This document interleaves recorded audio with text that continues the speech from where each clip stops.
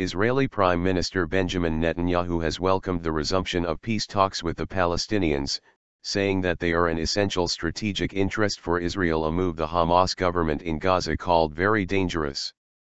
The negotiations are important not only to end the conflict with the Palestinians but also in light of the nuclear threat from Iran and the civil war in neighbouring Syria, the Israeli leader said on Saturday.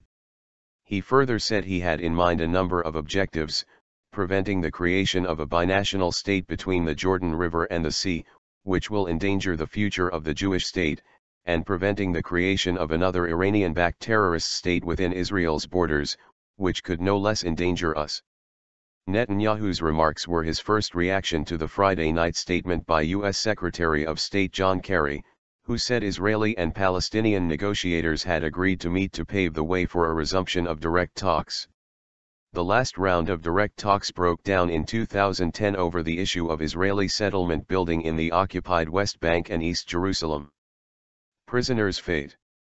Israel has decided to free some Palestinian prisoners as part of efforts to restart talks, Israel's Yuval Steinitz, Minister for Intelligence, International Relations and Strategic Affairs said. Steinitz said the prisoners were serious cases but did not reveal how many of them would be freed. Earlier on Friday, after days of meetings with both Netanyahu and Palestinian President Mahmoud Abbas, Kerry had said the groundwork had been laid for the resumption of talks. But Steinitz emphasized that Israel was not bound to a freeze on settlement activities. There is no chance that we will agree to enter into negotiations that begin by defining our territorial borders and possible concessions, or a construction freeze, he said. Futile attempt. Hamas, which rules the Gaza Strip, said the resumption of direct talks with Israel was very dangerous. Hamas spokesman Sami Abu Zuhri said Abbas' decision to resume the talks with Israel contradicts the national consensus that the Palestinians agreed upon. Resuming the talks only serves the occupation and gives it a cover for its settlement expansion, Zuhri said.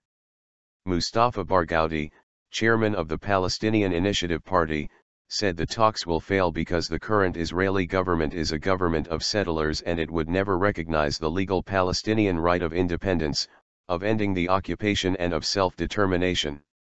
Another Palestinian group, Popular Front for the Liberation of Palestine, said the move causes severe harm to the Palestinian cause.